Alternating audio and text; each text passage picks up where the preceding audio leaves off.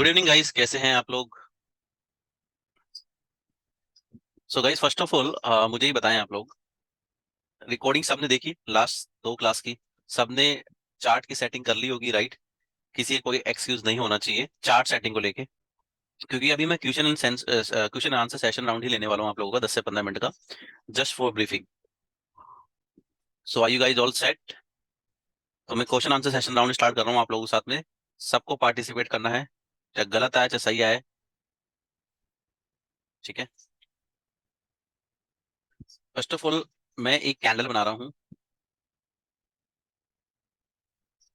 Green colour की,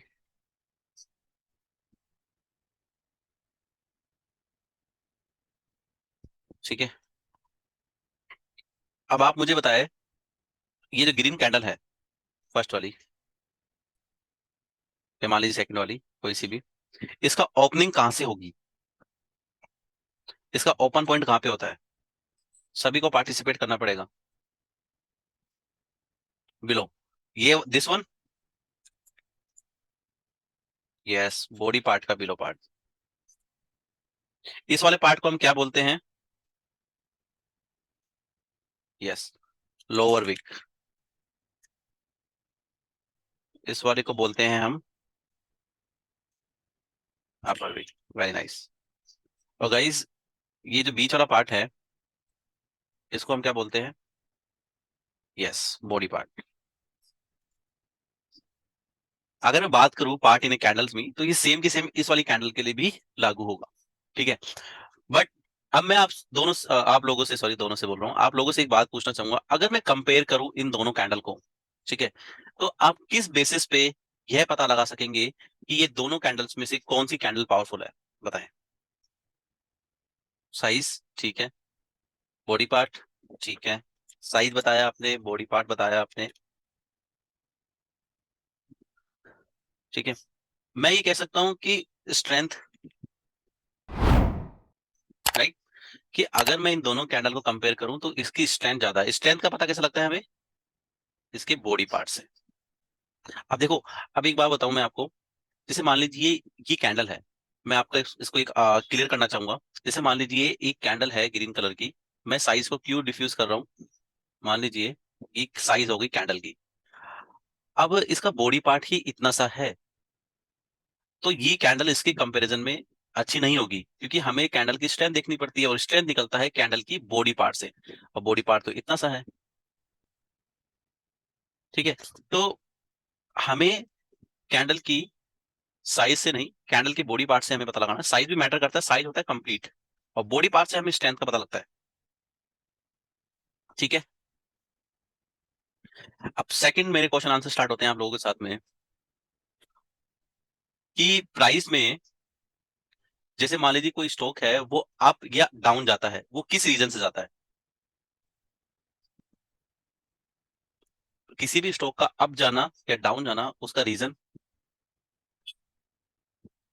मैं कह सकता हूं प्राइस में imbalance between buying and selling. ये मैंने नोट्स में भी लिखवाया था आपको, राइट। डिमांड एंड सप्लाई भी हो सकता है, बट इन शॉर्ट इम्बैलेंस होता है तब जाके। इम्बैलेंस का मतलब क्या हो गया? कि मान लीजिए किसी स्टॉक्स को बाय करने 1 लाख बायर आए होंगे, और उस टाइम 50 के सेलर्स भी मौजूद थे, तो 50 के से 50 के ऑर्डर तो एग्जीक्यूट हो गए, बाकी जो इम्बैलेंस हुआ प्राइस में वो हुआ पॉजिटिव डायरेक्शन में, तो जिसकी वजह से प्राइस अप चली गई, ठीक है। सेकंड मेरा क्वेश्चन स्टार्ट होता है आप लोगों से, कि मान लीजिए buyers are greater than seller, तो वहां क्या जनरेट होता है? अगर बायर्स सेलर से ज्यादा है, तो वहां किस चीज की green exciting candle, spike spike, ठीक है।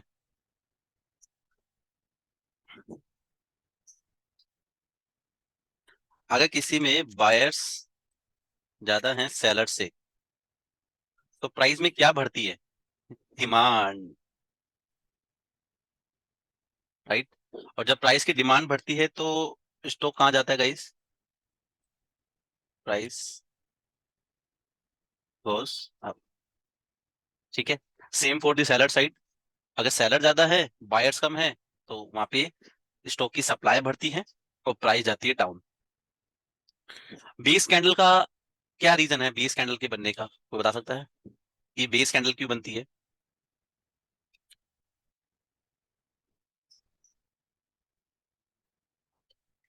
Yes, buyers and sellers are almost same, buyers and sellers are equal, no price imbalance, बिल्कुल राइट। तो मैं कह सकता हूं कि base candle indicate a strong fight between buyers and sellers, जिसमें किसी का कोई रिजल्ट नहीं आता। ठीक है। स्टॉक मार्केट की जो थ्योरी है सबसे सिंपल, वो क्या है? A buyer needs a seller, a seller needs a buyer.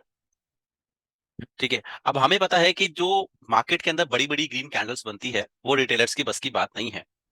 Last time मैंने आइशर देखा, सेलिंग ज्यादा था, बाइंग कम था, फिर भी वो अब जा रहा था। एक तो आपका नाम मुझे नहीं पता, यहाँ पे आ रहा है यूजर। तो फर्स्ट ऑफ ऑल आप जूम सेटिंग पे जाके अपना नाम चेंज करें, क्योंकि मैं बार बार मैं यूजर नहीं बोल सकता। लास्ट टाइम मैंने आइशर मोटर दे, आपने नंबर देखे होंगे ना कुणाल? आपने नंबर देखे होंगे, नंबर तो हर मिनट में बायर सेलर्स आता है, कितनी बार नंबर्स देखेंगे आप? आप देखो, मैं बताता हूँ, एक सिंपल सी बताता हूँ मैं आपको। ये जो हमारे पास में जो डेटा आता है ना एनएससी से, ये अब ये कौन है? शेयर खान एक थर्ड पार्टी है। एनएससी में ऑर्डर लग चुके होते हैं, उसके 5 सेकंड के बाद में डेटा आता है। और आपको पता है स्टॉक मार्केट में तो एक एक सेकंड में ट्रेडिंग चलती है। कभी कभी आप लाइव देखना इस मार्केट को, कि प्राइस अप जारी होती है, फिर डाउन आ जाती है, फिर अप जाती होती है, फिर डाउन आती है, मतलब एक एक सेकंड के अंदर प्राइस में इम्बैलेंस होता है। तो ये जो डेटा हमारे पास में आ रहा है ना, ये आ रहा है 5 सेकंड लेट। किसी भी ट्रेडिंग सॉफ्टवेयर पर जाकर देख लीजिए। ठीक है। आपको सेलर्स और बायर्स आपको बाय वॉल्यूम देखने ही नहीं है। उसके पीछे का रीजन ये है कि मैं आपको इतना सिंपल चार्ट वे में ले जाना चाहता हूं कि आपको सिर्फ कैंडल से पता लगाना है कि पर्टिकुलर डे क्या हुआ है, और उसका भी रनिंग मार्केट में नहीं। उसके मैं रीजन देने वाला हूं आगे आने वाले टाइम पे। रनिंग मार्केट में क्यों नहीं? क्योंकि हम जब बनते हुए मकान में नहीं रह सकते, तो बनते हुई कैंडल्स में हमें ट्रेड नहीं करनी चाहिए। राइट। मकान बन जाता है, तब जाके हम गृह प्रवेश करते हैं।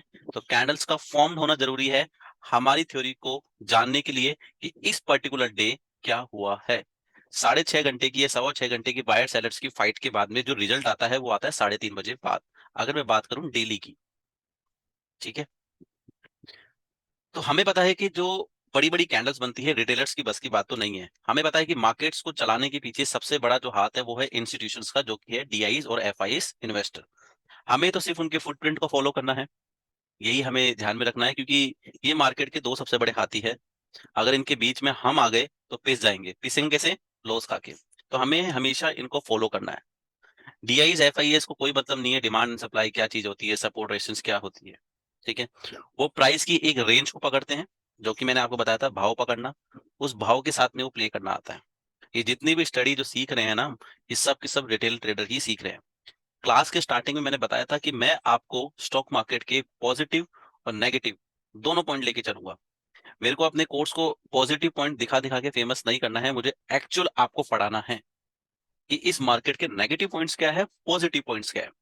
तो हमें नेगेटिव और पॉजिटिव पॉइंट्स को ध्यान में रखते हुए पैसा लगाना है। नहीं तो मैं ये बात ऐसे भी कर देता कि आपको इसी मेथड को फॉलो करना है बस, अब आप कंटिन्यूअसली उसको फॉलो करने लग जाते हैं। बट मैं चाहता हूं कि किसी भी चीज के प्रोज एंड कॉन्स होते हैं, चाहे कोई सा प्रोडक्ट ले लो, चाहे इंसान ही क्यों ना लो। ऐसा कोई इंसान नहीं बना जिसमें सारी अच्छाई हो, उसमें बुराइयां भी होती है। राइट। तो सेम, कोई भी कंपनी 100% अच्छी नहीं हो सकती। तो ये तो स्टॉक मार्केट है। ठीक है। तो इसके प्रोज एंड कॉन्स हम दोनों पढ़ेंगे। तो हमें पता है कि मार्केट को चलाने के पीछे जो हाथ है वो है इंस्टीट्यूशंस का, जो कि हो सकते हैं डीआईएस और एफआईएस। हम पहले से पता नहीं लगा सकते कि कौन सा डीआईएस इन्वेस्टर कहाँ पे स्टॉक को खरीदने वाला है। खरीदने के बाद में जैसे मान लीजिए कभी कभी कोई वेबसाइट बताती है कि डीआईएस ने यहाँ पे इन्वेस्ट किया। ठीक है। अब होता क्या है, रिटेलर कैसे ट्रेड होंगे? जैसे मान लीजिए किसी डीआईएस इन्वेस्टर ने पॉलिसी बाजार को खरीदा इस पॉइंट पे। अब खरीदने के बाद में वो हैंड टू हैंड न्यूज नहीं डालेगा, मार्केट क्लोज होने के बाद में न्यूज आती है कि पॉलिसी बाजार में इस डीआईएस इन्वेस्टर ने स्टॉक खरीदे। रिटेलर्स क्या करते हैं कि वहां से अगले दिन इसको खरीदना स्टार्ट कर देते हैं। वो सोचते हैं कि डीआईएस जब इस स्टॉक में घुसा है तो पक्का लंबा सोचेगा, बट वो क्या करेंगे, नेक्स्ट डे से ही सेलिंग बना देंगे, क्योंकि a buyer needs a seller. Retailers हमेशा वो चीज सोचता है। आपको लगता है कि रिटेलर सोचता है? नहीं, आपको सोचवाया जाता है। जैसे किसी भी चीज, जैसे मान लीजिए कोई चीज है, आप उसके नीडी हो, वो चीज अगर आपके सामने बार बार में आई जाएगी ना, आप नहीं चाहते हुए भी उसको बाय या सेल कर लेते हैं। तो सेम ये स्टॉक मार्केट है कि हमें पता है कि हमें ट्रेड करना है, कि नहीं चाहते हुए भी क्या होता है कभी कभी हम अननेसेसरी ट्रेड ले लेते हैं। तो कोई भी ट्रेड को करने के लिए अपना माइंड सबसे पहले शांत होना चाहिए। जब आपको लग रहा है कि आज मैं ट्रेड करने लायक नहीं हूं, मेरा माइंड सेट नहीं है, मैं तो पर्सनली यही रिकमेंड करूंगा उस दिन ट्रेड ही ना करें। देखिए सिर्फ मार्केट को, क्योंकि मार्केट तो ऐसा है नहीं कि एक दिन के लिए पैसा कमाने आया है। ठीक है, ये तो सालों साल चलता आया है और चलता जाएगा। ठीक है गाइस। अब हमें पता है कि जो एक बेस कैंडल होती है, तो सिंपल मैंने एक फॉर्मूला बताया था कि कोई भी बॉडी पार्ट किसी भी रेंज का, किसी भी साइज का 50% से ज्यादा हो तो वो एक्साइटिंग कैंडल होती है, और 50% से कम हो तो वो एक बेस कैंडल्स होती है। ठीक है, ये इसको मैंने एक फॉर्मूले में इसलिए कन्वर्ट करवाया ताकि आप लोगों को थोड़ा सा बेसिक आइडिया लगे। अब इस फॉर्मूले को आपको किसी स्केल से नहीं नापना, किसी मेजर टूल से नहीं नापना, बस आपकी आई को आपको बेस्ट स्कैन बना रहा है। अब जैसे मैं दोनों कैंडल्स की बात करूं, मैंने इन दोनों कैंडल्स के नाम बताए थे, तो सबसे पहले आप मुझे बताइए कि फर्स्ट कैंडल को हम क्या बोलेंगे, और सेकंड को क्या बोलेंगे? ग्रीन एक्साइटिंग, ठीक है। और सेकंड को एक्सप्लोसिव कैंडल, ठीक है। तीसरा पॉइंट, कि जैसे मान लीजिए बेस कैंडल है, अब बेस कैंडल्स में हमें पता है कि बायर एंड सेलर्स की चलती है फाइट, प्राइस में इम्बैलेंस नहीं होता। ठीक है, हमें तो उसी कैंडल्स को फाइंड आउट करना है जिसमें इम्बैलेंस हुआ हो। वहीं से तो पता लगता है ना कि इस जगह से जो प्राइस में इम्बैलेंस हुआ है वो पॉजिटिव में हुआ है या नेगेटिव में हुआ है। पॉजिटिव डायरेक्शन में अगर होता है तो वहां बाइंग होती है, नेगेटिव डायरेक्शन में होता है, अब पॉजिटिव का मतलब ग्रीन कैंडल, नेगेटिव का मतलब रेड कैंडल। मान लीजिए ये बेस कैंडल है, यहाँ पे बायर एंड सेलर्स की फाइट चल रही है। अब फाइट का रिजल्ट क्या निकला वो देखते हैं हम। अब मान लीजिए फाइट का रिजल्ट निकलता है एक ग्रीन कलर की कैंडल,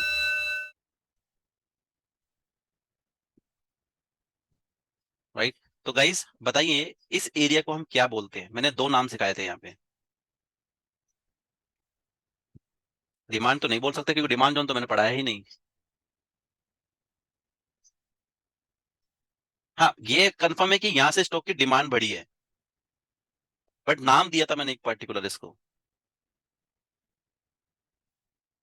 सीजन नहीं, मैंने इसको दो नाम दिए थे अगर आपको याद हो तो। Yes, pending orders of buyer as per institution. जैसे कि मैंने बताया था, मुझे ये हमें नहीं पता कि पेंडिंग ऑर्डर्स होते या नहीं होते, बट जो और दूसरे इंस्टीट्यूट है वो कहते हैं, हम भी कभी कभी मानते हैं। या फिर area of the buying zone, remember हमने ये नाम दिया था। डिमांड जोन, जो डिमांड होती है, मैं अग्री करता हूँ कि यहाँ से स्टॉक की डिमांड बढ़ी। आज हम डिमांड जोन सप्लाई जोन के पैटर्न को ही पढ़ने वाले हैं।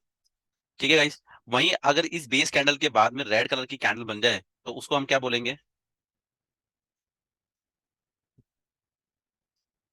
ये बेस कैंडल है, इसके बाद में एक रेड कैंडल बनी, तो ये जो एरिया होता है ये कौन सा एरिया कहलाया जाएगा? Area of the selling zone या पेंडिंग ऑर्डर्स ऑफ सेलर्स। ठीक है, यहां तक सबको क्लियर है गाइस? ओके, ये मेरे पास में एक रेड कैंडल है, इसका ओपनिंग कैंडल कहाँ होगी? इसका ओपन पॉइंट कहाँ पे होगा? अप साइड, ठीक है। और क्लोजिंग पॉइंट? ओके, और हायर लो तो सेम रहता ही है। ठीक है, अब इस कैंडल की एक साइकोलॉजी को समझाने की कोशिश कर रहा हूँ, बहुत ही इजी है। रेड कैंडल पे फोकस करता हूँ कि मान लीजिए स्टॉक यहाँ पे ओपन हुआ। ठीक है, अब हमें जो फाइट चलती है वो चलती है पूरा दिन, 9:15 से लेकर 3:30। ये स्टॉक ये यहां से यहां तक गया, इस पॉइंट तक, और यहाँ पे जाके क्लोज हुआ। ओपन होने के बाद में एक बार ये अब भी गया। तो आप साइकोलॉजी देखो कि जैसे ही ये स्टॉक ओपन हुआ होगा ना गाइस, तो एक बार तो इसने ग्रीन कैंडल बनाने की कोशिश की होगी। समझो, ये स्टॉक ओपन हुआ 100 पे, एक बार के लिए ये 105 गया। जब 100 की कोई चीज 105 जाएगी तो यहाँ पे ग्रीन कलर की कैंडल बन रही होगी। कॉमन सी बात है, राइट। अब ग्रीन कलर की कैंडल ना बन के वापस से स्टॉक आ गया डाउन, तो इसने बना दी रेड। इसलिए कहता हूं कि कभी भी चलते मार्केट में कोई भी कैंडल ग्रीन दिख सकती है आपको, वो बाद में रेड में भी कन्वर्ट हो सकती है। ठीक है, इसलिए हम चलते हुए मार्केट में डील नहीं करते, क्योंकि मैंने एक एग्जांपल दिया था भागता हुआ हॉर्स, राइट।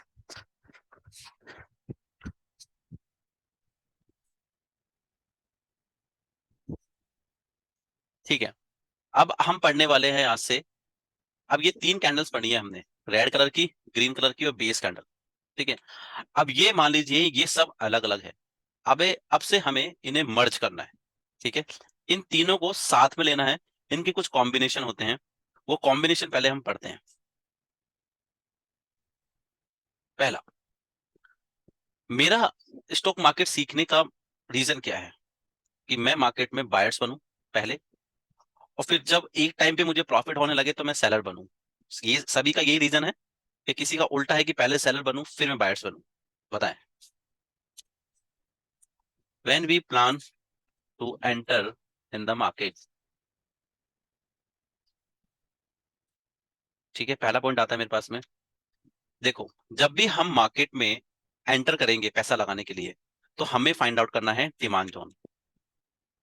डिमांड जोन क्या होता है, इसका मैं सारे पैटर्न आज ही बनाने वाला हूं। Find out the demand zone, ठीक है।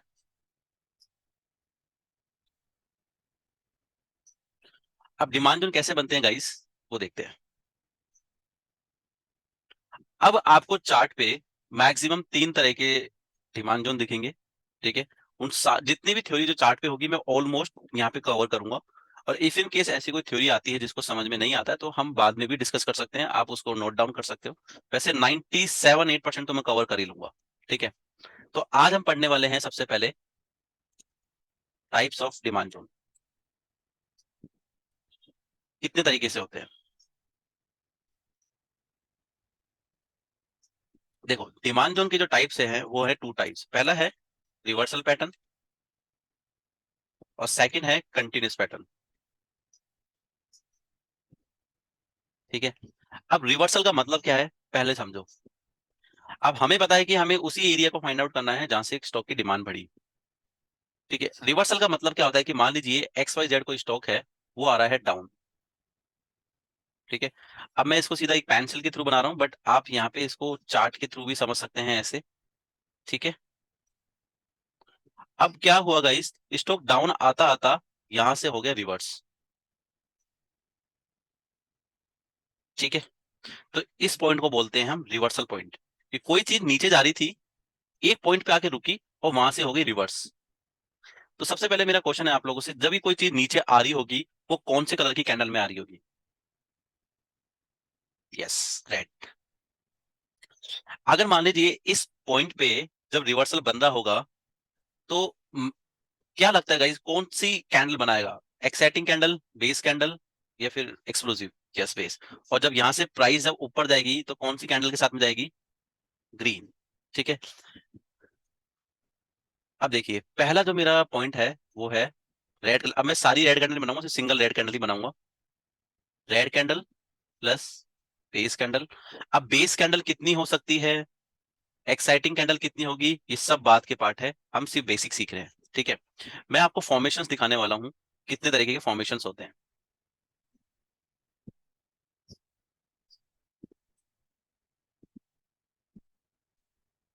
आप लोग जितना क्लास में ऐसे पार्टिसिपेट करेंगे चीजें उतनी ही क्लियर होगी, ठीक है। अब देखो, प्राइस यहां से डाउन आई, बेस कैंडल बनी, फिर एक ग्रीन कलर की कैंडल बनी, ठीक है। अब गाइस हुआ क्या, सेकंड वाले केस में भी प्राइस डाउन आई, यहां बनी बेस कैंडल, ठीक है। तो यहां बनती है ग्रीन कलर की कैंडल,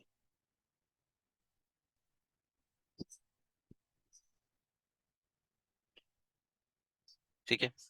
तीसरा केस मैं आपके सामने लेके जा रहा हूं, वापस से एक रेड कलर की कैंडल बनी है मेरे पास में, फिर एक बेस कैंडल है,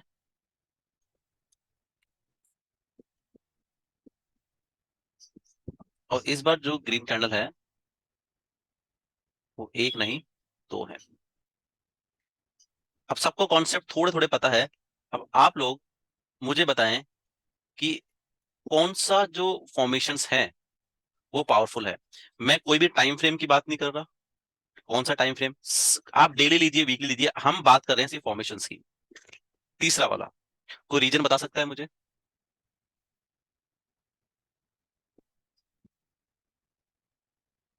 दो green candle, continuously up, continuously green candle, बिल्कुल। बिल्कुल ऑलमोस्ट आप लोगों ने सही बताया है। मैं थोड़ा सा इसमें थ्योरी ऐड कर देता हूं आपको समझाने के पर्पज से। मैंने सोचा कि जब ये मार्केट या कोई भी स्टॉक यहां से डाउन आया, ठीक है, डाउन आने के बाद में नेक्स्ट डे बेस कैंडल बनी। अब बेस कैंडल क्यों बनी, कि यहाँ पे बायर्स आए सेलर्स को रोकने, तभी तो बेस कैंडल बनी होगी। सिंपल सी बात है। कि बेस बेस कैंडल क्यों बनी, क्योंकि बायर्स ने सेलर्स को रोका, क्योंकि प्राइस तो डाउन जा रही थी यहां से, ये चाहती तो और डाउन जाती, बट और डाउन ना जाके बायर्स ने सेलर्स को रोका, और नेक्स्ट डे जब ओपन हुआ तो प्राइस ग्रीन कलर की कैंडल में क्लोज हुई। तो हम कहते हैं कि रेड कैंडल के ऑलमोस्ट इक्वल ही, जो रेड कलर की जो कैंडल है इसके ऑलमोस्ट पास ही क्लोज हुई, तो मैं कहता हूं इसको नॉर्मल बाइंग। ठीक है, कि हाँ बायर्स ने सेलर्स को बीट किया बट नॉर्मल वे में। सेकंड वाले में क्या हुआ गाइस, सेम प्राइस डाउन आ जा रही थी, बायर्स ने सेलर्स को रोका, बेस कैंडल बनाई, अगले दिन जो फाइट स्टार्ट हुई उसने सेलर्स को बीट किया, बीट करते हुए प्राइस काफी अप जाके क्लोज हुई, तो मैं इस पॉइंट को बोलूंगा स्ट्रॉन्ग पॉइंट, यानी कि स्ट्रॉन्ग बाइंग। थर्ड केस के अंदर यहाँ पे प्राइस डाउन आई, फाइट हुई, बेस कैंडल, अगले दिन बायर्स ने सेलर्स को बीट करते हुए एक कैंडल बनाई, और नेक्स्ट डे उसके भी अगले दिन वापस से ग्रीन कैंडल की बनाई, तो इसका मतलब कि बायर्स ने सेलर्स को अच्छी तरीके से बीट किया। वो तो 3:30 बजे मार्केट क्लोज हो गया, नहीं होता तो हो सकता है कैंडल और ऊपर बन जाती, तो इसलिए हम इसे बोलेंगे वेरी स्ट्रॉन्ग बाइंग। ठीक है, यहां तक समझ में आ गया। अब देखो, हमें पता है कि यहां से रेड कैंडल बन रही थी, बीच में ग्रीस कैंडल बनी, फिर ग्रीन कैंडल बनी, तो ये तीनों पैटर्न को बोलते हैं हम रिवर्सल पैटर्न। ठीक है, रिवर्सल क्यों, क्योंकि प्राइस का जो मूव था डाउन था, फिर वहां से जा रही है अप, प्राइस का मूव डाउन, इसलिए हम बोलेंगे इसको रिवर्सल पैटर्न। अब मैं बात करता हूं कंटिन्यूस पैटर्न की, फिर मैंने आप दोनों आपको बताऊंगा कि कौन सा पैटर्न पावरफुल है। ठीक है, कंटिन्यूस पैटर्न का मतलब क्या होता है कि जैसे मान लीजिए प्राइस जा रही थी अप, अब हमें पता है कि बायर एंड सेलर्स की फाइट तो डेली ही होगी स्टॉक मार्केट में, फिर बनती है एक बेस कैंडल। ठीक है, अब कोई बता सकता है कि, अब मैं ये शब्द हटा रहा हूं कंटिन्यूस पैटर्न का, नॉर्मल वे में सोचो, ये ग्रीन कलर की कैंडल बनी, फिर बेस कैंडल बनी, तो नेक्स्ट कैंडल क्या बनेगी, कोई बता सकता है।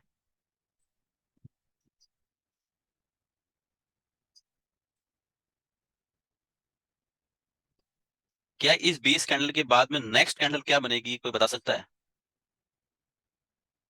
ग्रीन। देखो गाइस, मैं तो नहीं बता सकता कि कौन सी कैंडल बनेगी। ये देखो, मे बी सबके आंसर कैसे हैं 50-50, मतलब कोई लॉजिक ही नहीं है आंसर का। मैं आपको ये बात इसलिए कह रहा हूँ क्योंकि कंफर्म तो नहीं हो ना, सबने मे बी बोला है, बट है, ग्रीन, नो, जिसने नो बोला है वो सही है, यस नॉट कंफर्म। अब देखो, अगर मान लीजिए इसके आगे बनती है ग्रीन कलर की कैंडल, तो ये तो हो गया continuous pattern of the demand zone. अगर ग्रीन कैंडल ना बन के इधर बन गई रेड कैंडल, तो ये बन गया सप्लाई जोन, क्योंकि सप्लाई जोन रिवर्सल हुआ। रिवर्सल कैसे हुआ, जब डिमांड जोन में प्राइस ऐसे घूम रही थी तो सप्लाई जोन में कैसे घूमेगी, सेम उल्टा। इसमें प्राइस डाउन जा रही थी, बेस कैंडल बनी, ग्रीन कैंडल बनी, इसमें प्राइस अप जा रही थी, सेलर्स ने रोकने की कोशिश की और नेक्स्ट डे बना दी रेड कैंडल। तो अब आप बताओ, आज से आप बता सकते हो कि बेस कैंडल के बाद में नई कैंडल क्या फॉर्म होगी, कोई नहीं बता सकता। सप्लाई जोन की फॉर्म हो सकती है और डिमांड जोन की भी फॉर्म हो सकती है। ठीक है, तो अभी मैं बना रहा हूं कंटिन्यूस पैटर्न की बात कर रहा हूं, तो यहाँ पे बनेगी एक ग्रीन कलर की कैंडल। ठीक है, ये है डिमांड जोन के दो पैटर्न जिसे हम रिवर्सल कंटिन्यूस बोलते हैं। रिवर्सल के अंदर ये 3 पॉइंट है, कंटिन्यूस के अंदर भी अभी एक पॉइंट को लेकर चल रहे हैं, बट बाद में जाके हम 2 पॉइंट को ऐड करने वाले हैं। ठीक है, अब मैं बात करता हूँ सप्लाई जोन की, इसको हटा रहा हूं मैं कंटिन्यूस पैटर्न को।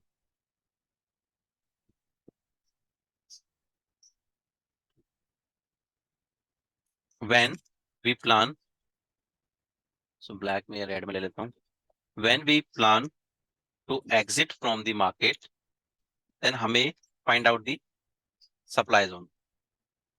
ठीक है, जब भी हमें मार्केट से एग्जिट करना हो, वहां पे हमें सप्लाई जोन को फाइंड आउट करना है। यस, ऑप्शन ट्रेडिंग में आप ऑप्शंस भी कर सकते हैं, बेस कैंडल के ओपन पे ही खुलेगी। समझा नहीं मैं।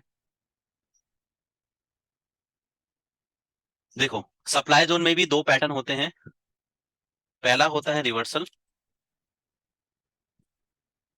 पैटर्न, सेकंड होता है कंटिन्यूस पैटर्न। कल तक हम पूरी इस डिमांड जोन की मार्किंग सीख लेंगे, फिर उसके बाद में 5 डेज मिलेंगे, आपको मार्किंग भेजनी पड़ेगी, फिर धीरे धीरे हम एडवांस कॉन्सेप्ट पे जाएंगे। ठीक है। अब रिवर्सल पैटर्न बोला है मैंने, पहले मैं बात करता हूँ रिवर्सल पैटर्न। अब डिमांड जोन में क्या था गाइस, रिवर्सल कहां से था? एज पर रूल्स पहली कैंडल क्या होनी चाहिए? रेड, फिर बेस कैंडल होनी चाहिए, फिर ग्रीन कैंडल होनी चाहिए। वहीं मैं सप्लाई जोन की बात करूं तो पहली कैंडल क्या होगी बताओ? Red, green, yes green. क्योंकि मैं सोचता हूं कि सप्लाई जोन का रिवर्सल तब बनेगा जब मार्केट अप साइड में जा रहा होगा। इसको मैं नेक्स्ट पेज पे ले जाता हूं और अच्छी विजिबिलिटी के लिए। मैं ही मानता हूं कि मार्केट जा रहा होगा अप। अब जब मार्केट अप जाएगा तो सेलर्स तो मार्केट को रोकने आएंगे ही आएंगे। तो ये बनी बेस कैंडल। उसके बाद में हो सकता है कि नेक्स्ट डे ग्रीन कैंडल बन गई तो कंटिन्यूस पैटर्न, और अगर ग्रीन कैंडल नहीं बनी, रेड कैंडल बनी, तो ये हो गया हमारा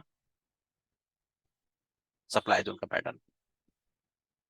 अब इसमें भी 3 तरह के पैटर्न में आपको बता रहा हूं बना के। पहले पैटर्न में हो सकता है कि कैंडल ऐसे बने हैं, सेकंड वाले पैटर्न में हो सकता है थोड़ी सी स्ट्रॉन्ग और एक्सप्लोसिव कैंडल बने, और थर्ड वाले पैटर्न में हो सकता है कि डबल कैंडल्स के साथ में प्राइस डाउन आए। तो तीनों में कंपैरिजन करूंगा तो सेम, जो मेरा ये वाला पैटर्न है सबसे ज्यादा पावरफुल ये होगा, फिर ये होगा, फिर ये होगा। नाम देता हूं मैं इसको नॉर्मल सेलिंग, ये होगी स्ट्रॉन्ग सेलिंग, और ये होगी वेरी स्ट्रॉन्ग सेलिंग। अब देखो गाइस, एक साइकोलॉजी बताने की कोशिश करता हूं। मैंने इसको नॉर्मल सेलिंग क्यों बोला? क्योंकि प्राइस ने अगर यहां से रिवर्स लिया, ठीक है, तो ये यहाँ पे क्लोज हो गई। सेकंड वाली में और डाउन आई, थर्ड वाली में डबल के साथ में डाउन। अब इसको समझने की कोशिश करो कि सेलर्स ने बायर्स को बीट तो किया, बट उतनी अच्छी तरीके से बीट नहीं किया। सेकंड वाली में थोड़ा सा बेटर तरीके से बीट किया, थर्ड वाली में बहुत ही ज्यादा अच्छे तरीके से बीट किया। ठीक है, तो कैंडल से हमें पता लगाना है कि बायर्स ने या सेलर्स ने एक दूसरे को जो बीट कर रहे हैं उसमें पता लगानी है हमें स्ट्रेंथ, और स्ट्रेंथ का पता लगता है हमें इस कैंडल से। ठीक है, अभी ना हम इन कैंडल्स को नाम देने वाले हैं कि इस कैंडल्स को क्या बोलेंगे। ठीक है, अब मैं आपको एक शॉर्टकट समझा देता हूं इसका। पहला, reversal pattern of the demand zone, हमें कितने एलिमेंट्स चाहिए? Yes, 3 elements. We need 3 elements. ठीक है, अब हमें पता है कि बेस कैंडल के बाद में जो कैंडल बनती है उसी से हमें पता लग रहा है कि ये जो एरिया है वो बायर्स का है, सेलर्स का है, राइट गाइस? अब जैसे फॉर एन एग्जांपल अगर मैं इसकी बात करूं तो बेस कैंडल के बाद में ग्रीन कैंडल है, तो हमें पता लग रहा है कि एरिया ऑफ द जोन या पेंडिंग ऑर्डर्स हैं वो बायर्स के हैं। सेम इस पैटर्न में हमें पता लग रहा है कि area of the zone sellers का है, बायर्स का है। तो मैं बहुत ही सिंपल वे में आपको लिखना चाह रहा हूं यहाँ पे कि पूरा गेम ही जब बेस कैंडल है तो हमें लिखना है बिफोर द बेस कैंडल, अगर रेड एक्साइटिंग कैंडल आएगी रिवर्सल में, रेड एक्साइटिंग कैंडल, ठीक है, फिर आएगी हमें बेस कैंडल,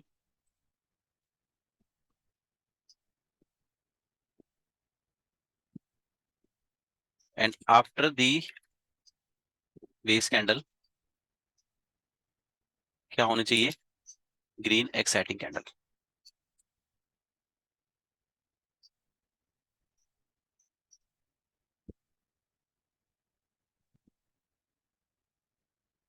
ठीक है, ये है मेन डिमांड जोन का।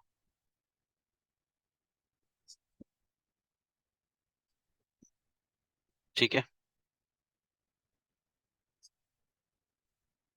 अब डिमांड जोन की अगर रिवर्सल पैटर्न की मैं बात करूं या सॉरी कंटिन्यूस पैटर्न की बात करूं तो 3 एलिमेंट चाहिए होते हैं हमें। इसके अंदर क्या होगा? बिफोर द बेस भी ग्रीन कलर की कैंडल होगी, और आफ्टर द बेस कैंडल भी क्या होगी? ग्रीन कलर की कैंडल। ठीक है, तो before the base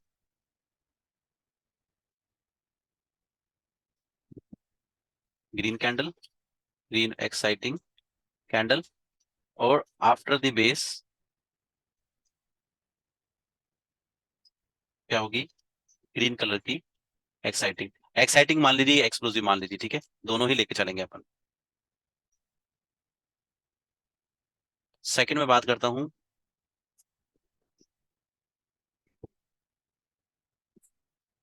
reversal pattern of the supply zone. Same 3 element चाहिए होते हैं इसमें।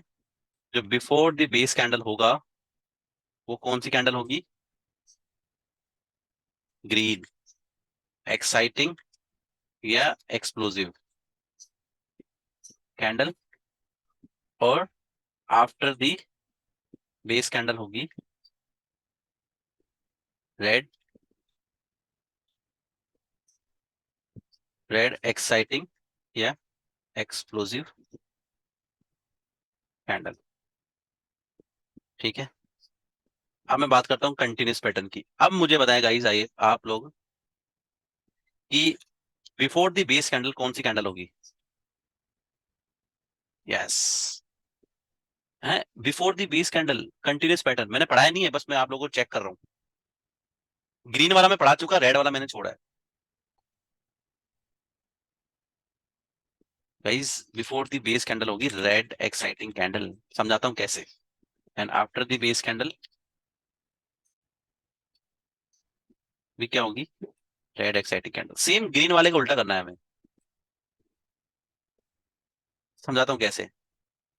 अब हो गया शायद, मेरे को लगता है सबको समझ में आ गया होगा कि जैसे मान लीजिए डिमांड जोन की मैं बात करता हूँ, रिवर्सल कंटिन्यूस पैटर्न की।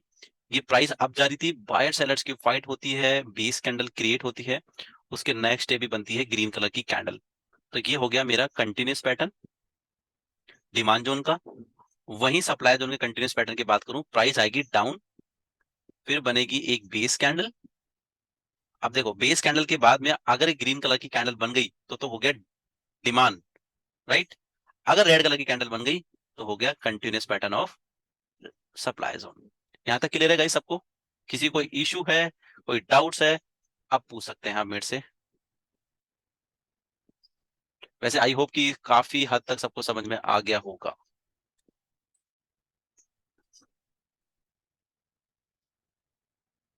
हाँ, नाम तो देना पड़ेगा ही ना, बिना नाम के कैसे काम चलेगा? नाम ही तो देना है। आज मेरा नाम है तभी तो आप जानते हैं, नाम ही नहीं होता तो कैसे जानते हैं, राइट। रमेश देखो, मैं पूरे नोट्स तो नहीं बनाऊंगा। 5 डेज आपको इसलिए तो मिलते हैं कि आप नोट्स बना के मुझे सेंड करें, ग्रुप में सेंड करें। बेस कैंडल और रेड कैंडल कौन सी रहेगी? बेस कैंडल रेड भी हो सकती है और ग्रीन भी हो सकती है, क्योंकि चार्ट पे मैंने बताया था कि समझाने के पर्पज से मैं ले रहा हूँ ब्लू कैंडल। चार्ट पे तो आपको समझाया था ना। अभी मैं इसी प्रैक्टिस पे आने वाला हूँ। मुझे अभी देखना है कि 5 डेज में किस किस ने प्रैक्टिस करी, इसलिए मैं थोड़ा सा थ्योरी समझा रहा हूँ, फिर मैं प्रैक्टिस मोड पे लाने वाला हूँ आप लोगों को। ठीक है, या पहले प्रैक्टिस करवाऊँ? क्योंकि आपने जो क्वेश्चन रेज किया है तो मेरे को ऐसा लग रहा है कि पहले प्रैक्टिस करानी पड़ेगी। मैं पहले प्रैक्टिस पे जाऊंगा और स्टार्ट करता हूँ कुणाल के साथ। Kunal, just do let me know one thing, like this is the green candle, so this is the exclusive one और exciting one. This candle, one press कर रहा हूँ, एड सिंबल आता है।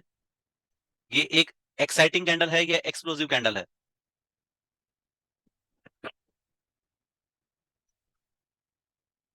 कोई आंसर नहीं करेगा। Start with Kunal first, I will use the name. ठीक है, and what about this one?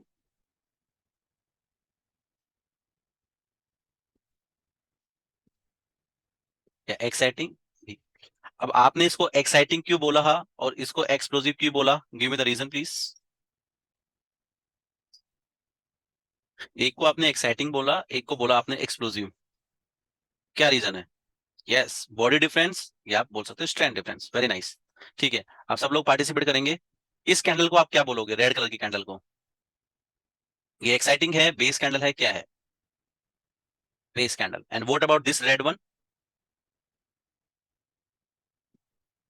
Exciting. ठीक है, 1 2 3 4, ये चारों कैंडल एक्साइटिंग है, बेस है। बेस कैंडल, क्योंकि हमें पता है कि बेस कैंडल में विक पार्ट होता है वो ज्यादा होता है, बॉडी पार्ट होता है कम। और एक्साइटिंग और एक्सप्लोसिव में क्या होता है? विक पार्ट होता है कम और बॉडी पार्ट होता है ज्यादा। ठीक है guys, and what about this one, this candle? Base candle, okay. 1 2 3, ये 3 कैंडल को हम क्या बोलेंगे? बेस। ठीक है, 1 2 3 4 5 6 7 8 ये बेस कैंडल्स है या इसमें कोई एक्साइटिंग्स है? बेस कैंडल, ठीक है। क्योंकि देखो अब आपको चार्ट पे जैसे जैसे आप प्रैक्टिस पे जा रहे हैं, लास्ट वाली कंफ्यूज है, लास्ट वाली दिस वन और दिस वन, ये वाली, ये वाली, लास्ट वाली कौन सी आ गई? आप ये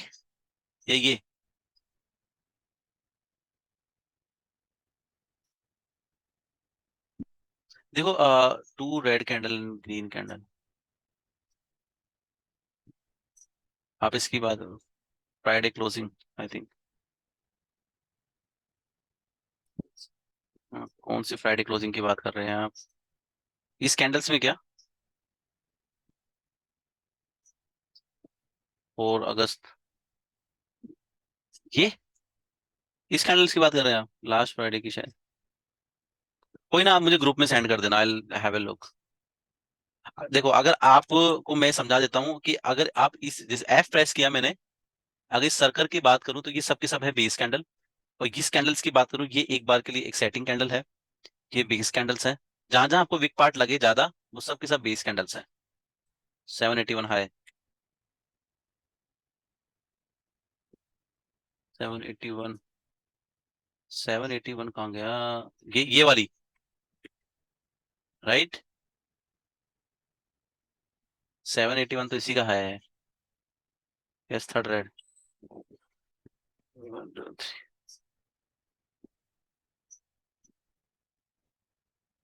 दिस वन, तो ये तो एक्साइटिंग कैंडल ही है। बॉडी पार्ट, अरे यार ये वाली, 18 जुलाई, हाँ ये भी एक्साइटिंग, देखो ये वैसे तो अभी एक्साइटिंग कैंडल है, बट मैं आपको बताऊंगा इसका रीजन, ये बेस कैंडल क्यों मानेंगे। अभी हम सिर्फ जनरल चीजें सीख रहे हैं, राइट? तो आपको सिर्फ अपने आई स्कैन से पता लगाना है कि कौन सी, अब जैसे दिखने में ये भी एक्साइटिंग कैंडल है, बाद में जब थोड़ी आप एडवांस थ्योरी पढ़ेंगे तो ये पूरा का पूरा है गार्बेज एरिया, ये भी हम सीखेंगे। आपको ऐसा कोई सा पॉइंट नहीं होगा जो आप क्लास में नहीं पढ़ोगे, इस चीज की मैं गारंटी लेता हूँ आप लोगों के साथ में। ठीक है, तो अभी हम थोड़ा सा और सेशंस को आगे बढ़ाते हुए इनको नामांकन करते हैं। कल इसकी सीखेंगे मार्किंग, मार्किंग के बाद में जिसकी बेस्ट प्रैक्टिस होगी ये मान लीजिए सबको आगे क्लास समझ में आएगी, जिसकी नहीं होगी वो खुद जिम्मेदार होगा। मैं ये बात पहले इसलिए बोल देता हूँ ताकि आप लोग ये ना बोले कि सर हमें समझ में नहीं आ रहा। हाँ, मार्किंग के वक्त में जितने डाउट्स आएंगे वो क्लियर कराने की गारंटी हमारी है। अगर नहीं की प्रैक्टिस तो वो आपकी जिम्मेदारी है। सही बात है, गलत बात है? ठीक है, अब हमने गाइस 2 पैटर्न पढ़े, ठीक है। रिवर्सल, जो कि हमने मैक्सिमम चीजें बताई कि रिवर्सल में ग्रीन कैंडल्स कितनी भी हो सकती है, वन स्ट्रॉन्ग, वेरी स्ट्रॉन्ग, ठीक है। अब मैं यहां बना रहा हूं एक पैटर्न सेम, ये रेड कलर की कैंडल,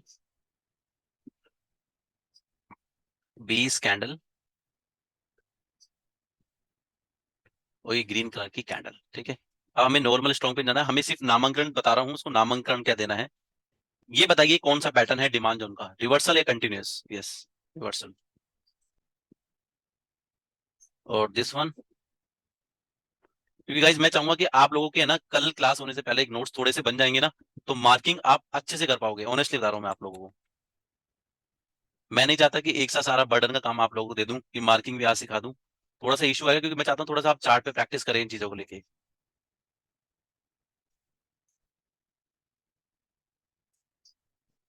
और ये कौन सा पैटर्न है? Continuous pattern, right?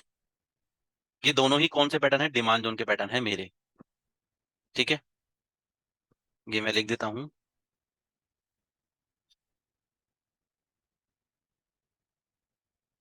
Demand zone, ठीक है। बिल्कुल शॉर्टकट वे में समझाने की कोशिश कर रहा हूँ आप लोगों को। और अब मैं बना रहा हूँ सप्लाई जोन का पैटर्न, जिसमें पहली कैंडल मेरी रिवर्सल में होगी, ग्रीन, फिर मैं बेस कैंडल आपके सामने ले रहा हूँ, और फिर आऊंगा रेड, और इसके अंदर रेड। ये अब इन तीनों को नामांकन देने वाले हैं हम, क्योंकि हमें डिमांड जोन को फाइंड आउट करने के लिए ये तीनों एलिमेंट्स साथ में चाहिए होंगे। ठीक है, अब दोनों पैटर्न की बात करूं तो दोनों पैटर्न क्या हो गए? रिवर्सल, ठीक है, और ये दोनों पैटर्न हो गए कंटिन्यूअस।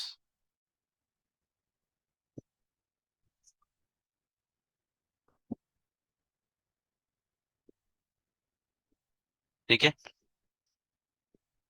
अब देखो गाइस, पहली कैंडल की बात करता हूं। प्राइस में जब डाउन आती है तो उसको हम बोलते हैं ड्रॉप। ठीक है, बेस कैंडल को हम बोलते हैं सिंपल बेस, और ग्रीन कैंडल को हम बोलते हैं रैली। ये नामकरण है इसको। तो इनको शॉर्ट में हम बोलेंगे drop, base, rally, in short DBR। मेरे को सबसे नोट्स चाहिए होंगे इस पैटर्न के क्योंकि जब मार्किंग करेंगे सब कंफ्यूज हो जाएंगे, सर इसको क्या बोलते हैं, इसको क्या बोलते हैं, फिर थोड़ा सा गड़बड़ रहेगा मामला। ठीक है, अब एक, अब आपको समझ में आ गया ग्रीन कैंडल क्या बोलते हैं हम, रैली। रेड कैंडल को बोलते हैं ड्रॉप, बेस कैंडल को बोलते हैं बेस। अब आओ गाइस सप्लाई जोन में, ग्रीन कैंडल को हम क्या बोलते हैं, यस, रैली। ये हो गई मेरी बेस, तो इस कैंडल को क्या बोलूंगा मैं, ड्रॉप। तो इसका क्या बोलेंगे हम, rally, base, drop, in short RBD। ठीक है, ग्रीन कैंडल को क्या बोलते हैं हम, अब आप लोग ही सब देखना आंसर देने वाले हैं, रैली, इसको बोलते हैं हम बेस, इसको बोलते हैं रैली। उस पैटर्न क्या बोलेंगे, RBR, रैली बेस रैली। अब रेड कैंडल को हम बोलते हैं ड्रॉप, ये हो गया बेस, ये हो गया ड्रॉप। ये कौन सा पैटर्न हो गया, drop base drop DBD pattern. तो हो गया इसका नामांकन। खुश हो आप इसके नामांकन से, नामांकन होना जरूरी है। तो बताओ फिर आपको सीखना इजी लग रहा है, थोड़ा सा हार्ड, किसी को समझने में कोई इशू आ रहा है जैसा मेरा पढ़ाने का जो तरीका है, या मुझे कुछ और चेंजेस करने की जरूरत है।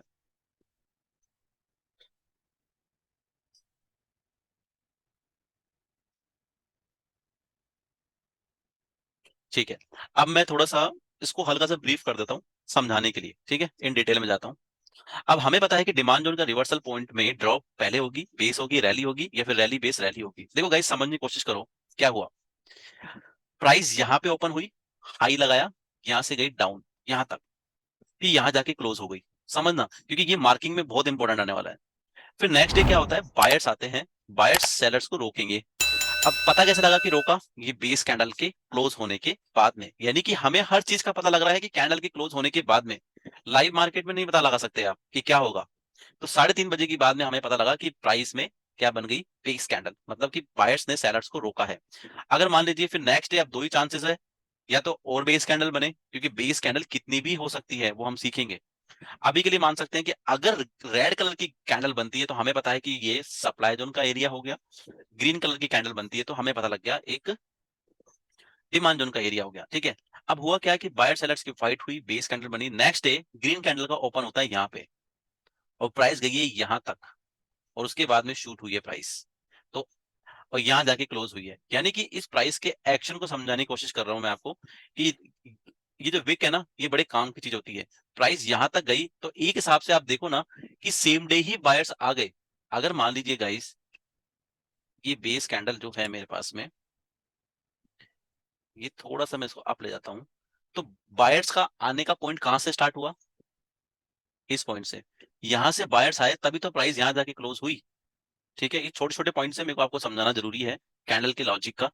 यहाँ पे बायर्स आए तभी तो यहाँ जाके प्राइस क्लोज हुई। यहाँ पे जब प्राइस डाउन जा रही थी तो कहीं ना कहीं सेलर्स तो लेके जा रहे थे प्राइस को डाउन, जब ओपन यहाँ पे हुई तो एक हिसाब से तो रेड कैंडल ही तो बन रही थी यहाँ से यहाँ तक। अगर आप देखोगे, यहाँ से यहाँ तक एक रेड कलर की कैंडल ही तो बन रही थी, पर रेड कलर की ना बन के क्या हो गई, ग्रीन कलर की बन गई। तो एक बार लाइव मार्केट में देखोगे तो रेड ही बन रही होगी ये। इसलिए मैं बोलता हूँ क्लोजिंग मैटर करती है। तो ये वीक पॉइंट है, इसे हमें कंसिडर लेके चलना है किसी भी पैटर्न्स के अंदर। ठीक है, अब मैं आपको एक पैट नेम और दे रहा हूँ इस चीज का, ध्यान से समझना। ठीक है, इन्हीं कैंडल्स का एक पैट नेम है। ये जो बेस कैंडल है ना, बेस कैंडल, जितनी बेस कैंडल दिख रही है आपको, 1 2 3 4, इससे जो पहले वाली कैंडल होगी ना, इसको हम बोलेंगे लैगिन कैंडल भी बोलेंगे। क्या बोलेंगे, लैगिन कैंडल। और बेस के बाद वाली को हम बोलेंगे लेग आउट कैंडल, क्योंकि ये शब्द मैं आगे यूज करने वाला हूँ। बेस से पहले लैगिन कैंडल, बेस के बाद लेग आउट कैंडल। अब इसमें चाहे वो ग्रीन हो चाहे रेड हो, हमें कोई मतलब नहीं है, वो आगे जाके हम सीखेंगे। ये बेस है, इससे पहले वाली कैंडल को हम बोलेंगे लेग इन, और बेस के बाद वाली को हम बोलेंगे लेग आउट। बेस से पहले है लेग इन, और इसको बोलेंगे लेग आउट। इन सारे, मैंने बताया कलर से मैटर नहीं करेगा। जैसे मान लीजिए कलर से कैसे मैटर करेगा, कि ये मान लीजिए मेरे पास में पैटर्न है ये वाला, ठीक है। अब मेरे को पता है इसको मैं बोलूंगा ड्रॉप बेस रैली, तो मैं इसको क्या बोल सकता हूँ, leg in base leg out भी बोल सकता हूँ। पर leg in base leg out किसका, डिमांड जोन का। इसको मैं पैट नेम दे रहा हूँ, ठीक है। सबके पैट नेम होते हैं घर पे, कोई भी घर के फैमिली वाले बंदे तो ऑफिशियल नेम से तो बहुत कम बुलाते हैं। तो आगे जाके मैं कभी कभी पैट नेम भी यूज करूंगा, तो आपको ध्यान में रहे कि sir PAT name demand zone में किसको क्या बुला रहे हैं, सप्लाई जोन में किसको क्या बुला रहे हैं, वो आगे मैं आपको बताने वाला हूँ, ठीक है। देखो गाइस, कुछ इंपॉर्टेंट पॉइंट बता रहा हूँ, इसको आप नोट डाउन करना जब भी आप रिकॉर्डिंग देखें। कि जैसे कि मैंने डिस्कस किया था, we always look for leg out candle because leg out candle shows the what is the result came out. हमें पता है कि जो लेग आउट कैंडल, देखो मैंने अब आपको बोला लेग आउट कैंडल, अब आपका ध्यान सारी कैंडल्स पे गया। अब मैंने पर्टिकुलर डिमांड जोन का ना बोला ना पर्टिकुलर सप्लाई जोन का बोला, अब आपका माइंड ऑटोमेटिक काम करना चाहिए। लेग आउट कैंडल हो गई ये वाली, डिमांड जोन के लिए रैली, सप्लाई जोन के लिए ड्रॉप। तो जितनी भी लेग आउट कैंडल है ना गाइस, ये हमें बताती है कि उस पर्टिकुलर एरिया में बायर्स के पेंडिंग ऑर्डर्स है या एरिया ऑफ द बाइंग का जोन है या सेलिंग का जोन है।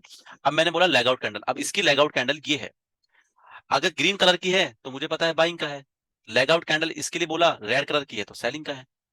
ग्रीन कलर की है तो बाइंग का है, रेड कलर की है तो सेलिंग का। इसलिए मैं कह रहा हूँ जो लेग आउट कैंडल है, तो आपका दिमाग ऑटोमेटिक काम करना चाहिए। डिमांड जोन के लिए सर इसकी बात कर रहे हैं, सप्लाई जोन के लिए इसकी बात कर रहे हैं, कंटिन्यूसली इन दोनों की बात कर रहे हैं। इसलिए लेग आउट कैंडल ही हमें बताती है कि उस एरिया में जो पेंडिंग ऑर्डर है या एरिया ऑफ द जोन है वो किसका है, ठीक है। अब इसमें जो leg out candle green colour की है, तो बता सकते हैं कि जो पैटर्न है वो किसका बनेगा, डिमांड का। इसका जो लेग आउट कैंडल है रेड है, तो एरिया कौन सा हुआ, सेलर्स का, ठीक है। इसलिए मैं इसको पैट नेम दे रहा था, ताकि मुझे अलग अलग से नाम यूज ना करना पड़े, ठीक है। अब आप लोगों के क्वेश्चन ये आ रहा होगा कि how many leg in and base candle and leg out candle we need to consider while find out the demand and supply zone, right, ठीक है। अभी इस क्वेश्चन को आप क्वेश्चन मार्क ही बना के रखें। सबसे पहले मैं जाता हूँ, इसके नोट्स आए, कल मैं एक्सप्लेन करूंगा कितने लेने हैं हमें, ठीक है। So guys don't worry, we will study on it. And now, as of now, अगर मैं बेस कैंडल्स की बात करूं तो हमें 1 2 3 4 5 तक कंसिडर कर सकते हैं, क्योंकि हम मैं चार्ट पे तो प्रैक्टिस कल से स्टार्ट करूंगा। तो ये सब चीजें मैं कल बताने वाला हूं आपको। अभी सिर्फ आपको समझने की जरूरत है। जब भी आप इसकी रिकॉर्डिंग देखें, पेन पेपर ले, या आप चाहें तो सिस्टम भी नोट्स बना सकते हैं जैसे मैंने बनाया, ठीक है। अब हमें पता है कि ये लेग आउट कैंडल का ही पूरा गेम है स्टॉक मार्केट में, जो भी स्टडी सीख रहे हैं, क्योंकि यही हमें स्ट्रेंथ बताती है किसी भी जोन की। सो leg out candle show the strength of the zone. मैं लिख नहीं रहा क्योंकि ये लिखना है आपको। कल क्वेश्चन आंसर के सेशन राउंड लूंगा तो मैं पूछूंगा कि what is the candle who shows the strength of the zone, तो आपको बताना है कि लेग आउट या लेग इन, ठीक है। कल मैं आपको बताऊंगा कि चार्ट पे how to identify the zones, chart पे कैसे आइडेंटिफाई करने हैं जोन्स को, इसकी मार्किंग कैसे होगी वो मैं बताने वाला हूँ। तो आज का सेशन हम यही एंड अप करेंगे, कल हम बढ़ेंगे इसकी मार्किंग की तरफ। मेक श्योर अगर आप चाहो तो नोट्स ग्रुप में शेयर करोगे तो वो आपके लिए ही बेटर होंगे। अगर किसी कोई डाउट्स है तो you can ask me now guys. वैसे मैंने जितना हो सका कवर किया है, अगर किसी का कोई क्वेश्चन है तो आप मुझसे पूछ सकते हैं अभी। और ये गारंटी है कि अगर जैसे आप जो जो रिकॉर्डिंग देखेगा तो सारे डाउट्स तो वैसे ही क्लियर होने वाले हैं। तो किसी का डाउट्स है, you are talking about on daily chart. देखो मैंने बोला कि प्रैक्टिस मैं कल करने वाला हूं, तो मैंने टाइम फ्रेम का नाम नहीं लिया, राइट। मैंने क्या बोला, what is your today work, कि आपको हैंडमेड नोट्स बनाने हैं। मैंने अभी तक प्रैक्टिस पे मैंने बोला कि मैं कल जाऊंगा, तो इवन कल ही जाने वाला हूँ। क्योंकि गाइस हमें पता है एक्सपीरियंस होने के नाते कि कैसे क्लास को रन किया जाए, राइट। सो जो चीज कल पढ़ाने की है मैं मेक श्योर आपको कल ही पढ़ाऊंगा। बट उससे पहले जैसे मेरे को बहुत अच्छा लगा आप लोगों ने कंटिन्यूसली आंसर दिए। जितना पार्टिसिपेट आज क्लास में बनाते रहोगे वो आपके लिए ही बेटर है। एंड ऑफ द डे मैं एक बात कहूंगा कि I know the trading how to run the market, but मैं आप लोगों को अपना टाइम दे रहा हूँ। आपको बनाना है बेस्ट कि मैं कैसे कैसे चीजों को ग्रैब करूं। मैं बता रहा हूँ कि जैसे जैसे कोर्स रन करेगा, जितने आपके क्वेश्चन आंसर, जैसे आपका एक क्वेश्चन है कि you are talking about on daily chart, so ये मेरा ऑलरेडी आंसर होगा कल आपको बिना पूछे ही, क्योंकि कल मैं कोर्स को पढ़ाने से पहले, क्लास को लेने से पहले टाइम फ्रेम ही समझाऊंगा, क्योंकि मैं अगर इसकी मार्किंग करानी होती तो मैं आज ही बता देता। बट एक कॉन्सेप्ट और है कि ये तो जो कॉन्सेप्ट मैंने पढ़ा है, ये तो पढ़ा है बिना बेस कैंडल के साथ में। अभी तो बिना बेस कैंडल के भी तो हो सकता है ना। कैसे? मान लीजिए जरूरी थोड़ी है कि प्राइस अगर डाउन आ रही है तो बेस कैंडल ही बनाए, हो सकता है नेक्स्ट डे ग्रीन कैंडल बना दे। तो वो जोन कैसे आइडेंटिफाई करने हैं वो भी अभी आपका सीखना बाकी है। So guys, sir trend is your friend until it base candle. No, I will let you know how to use the trend analysis. So ये 7वीं क्लास का पार्ट है।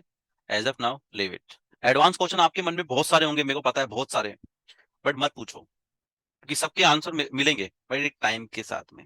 टाइम से पहले अगर आप कुछ चीज लोगे ना, मैं गारंटी है सब चीज उथल पुथल हो जाएगी। आप पहले का सब कुछ डिलीट कर दो अपने माइंड से, या उसको नोट्स बना के साइड में रख दो। साइड में जो सिखा रहे हैं उसको सीखते जाओ, क्या पता, और फिर आप अपनी क्वेश्चन आंसर की बुक उठाना, फिर देखना कौन कौन से आंसर आपके सॉल्व हो गए। तो कोई चीज नहीं सीखने के लिए पुरानी मेमोरी को आपको थोड़े टाइम के लिए डिलीट करना पड़ेगा। हाँ, कोर्स सीखने के बाद में पुरानी मेमोरी मेरे सामने लेके आओ, आपको हर चीज के आंसर मिलेंगे। जोमेटो देखा अभी आपने ग्रुप में, कब का रिकमेंड था, अब लोग अब बाय करेंगे।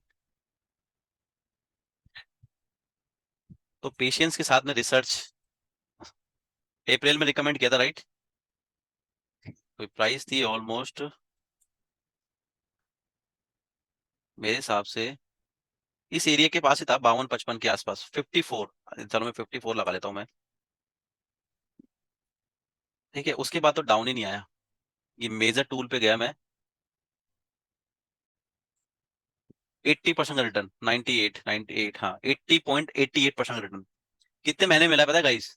3 मंथ्स के अंदर ऑलमोस्ट। बहुत है मेरे हिसाब से तो।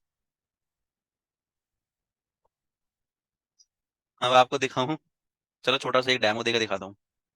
अभी हमने एक पैटर्न पढ़ा था ना, एक पैटर्न पढ़ा था। अब देखो, अभी हम पढ़ेंगे बिना बेस कैंडल वाला, ठीक है। तो बिना बेस कैंडल के हिसाब से मैंने बोलता ना कि बेस कैंडल नहीं हो तो फिर क्या करें। ये क्या हुआ, हॉरिजॉन्टल लाइन।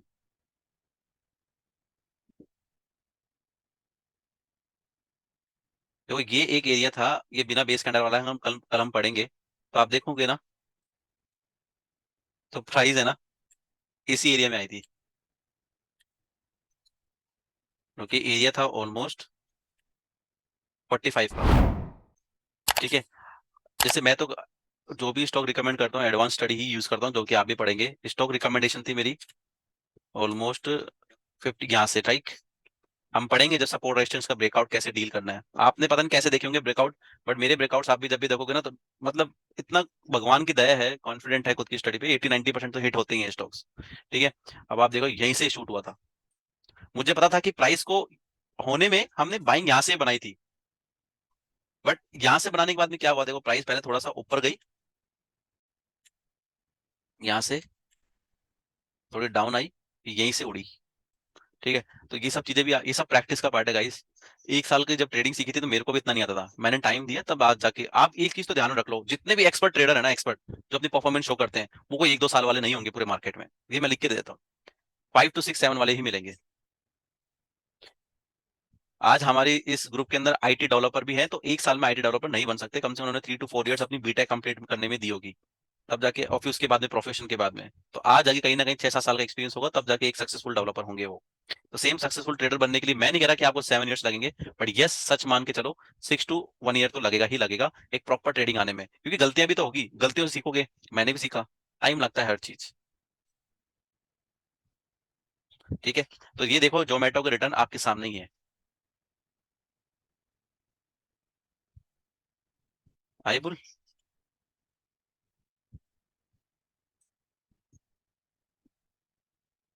ये देख लो, जो पैटर्न पढ़ा रहा हूँ वैसे चल रहा है सारा।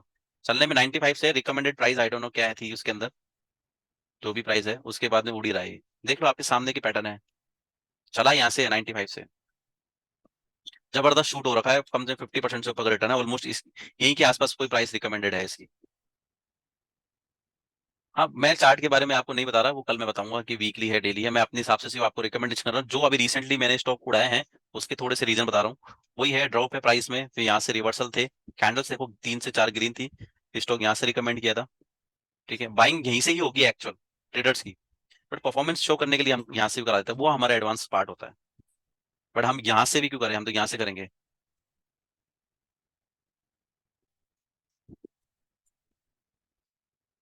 देखो अब मैं आपको बताऊं कि मैंने कहाँ पे क्या रिकमेंड किया, उसकी हम डिटेल्स में बाद में बात करेंगे, क्योंकि कई चीजें ऐसी है कि अभी मैं आपको एडवांस बता के क्या कर लूंगा। तो एक बार थोड़ा कोर्स कंप्लीट हो जाए। अब देखो क्या पता इसका रीजन ये हो, रैली बेस रैली का, तो उधर थोड़ा सा बताऊंगा आपको क्यों रिकमेंड किया था, ये सब आगे के पार्ट है।